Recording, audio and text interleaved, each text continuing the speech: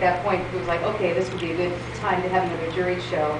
And given the prevalence of the internet now, and so it's so easy to enter shows regardless of where you are in the United States, it seemed like a really good idea. So this is the result of our first juried show in a while. So what I'd like to do is just sort of go around to the, kind of a circle thing, and the artists can stand by their work and just sort of talk about what it is they do, why they do it, whatever you think is important for us to know. And then we'll also have a quick question and answer period after each artist talks, because someone may have a burning question they need to ask. So if I kind of go along this wall here, I think Jordan, you're the first one, so if you want to go ahead and stand by your piece.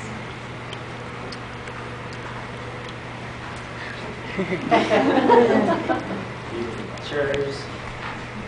Anybody have any questions? Curiosity? Oh, what are those things?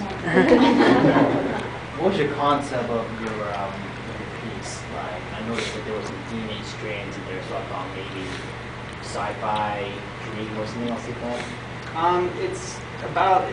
It's actually about kind of like death and psychedelics and consciousness.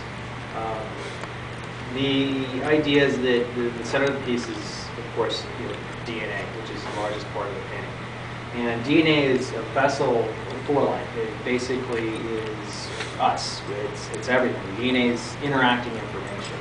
Without it, it don't exist.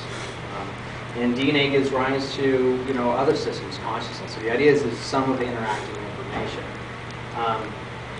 On the bottom, on the heavy side, you have more of the organic idea, kind of like a lucid dream. So this is more thoughts swimming around, pieces of biology, things like that, going up to the DNA and then going through my buddy depiction of a yoni, getting birth through a galaxy. And in the galaxy, again, if you look at physics and you look at mathematics, is information. So you think of our universe as some of the interacting information. You think DNA is also interacting information. It's all still based off of physics, physical legalities of our universe. So we understand so far, I think we understand about it. Whatever that may be. I'll let you all figure out now. So the idea is you're coming out to the top of it and giving birth into the infinite. Personally, for me, my personal view, and I don't know, I expect anybody else to agree with me about, is when I think of a deity or a god or existence, I think of infinity. I think absolutely infinity. And so the idea is at the center of the galaxy you have, a quantum singularity, which is infinite mass and infinite energy. So why not also have, a birth through this into infinite information, which would also do the same thing, into probability. The glyphs around the DNA are actually something I saw one day. I had a particular strong psychedelic experience, and I was experiencing these, and I saw them around objects grouped in the room. They were, it was like I was experiencing the modalities of my mind, organizing information, saying, this is what this area means, this is what that area means. And so around the center of the galaxy, you have these molecules, which is dimethyltryptamine, which is DMT, which is a very interesting compound. It actually exists naturally in our bodies. It's theorized it's released while we sleep, and it's also theorized it's released in mass quantities upon our death, kind of to help us cope with dying.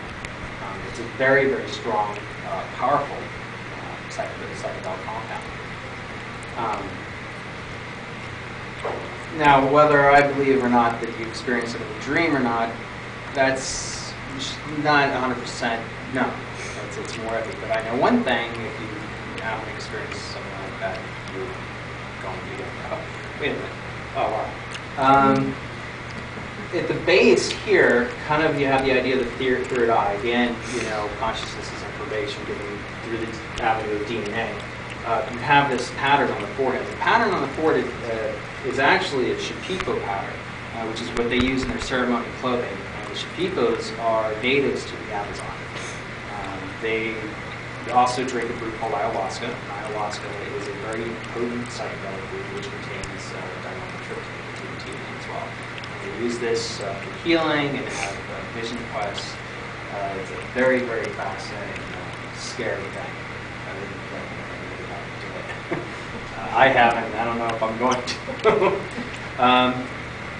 So, I mean, that's kind of in a nutshell. The idea is about crossing a boundary between the infinite and the finite, the human portion.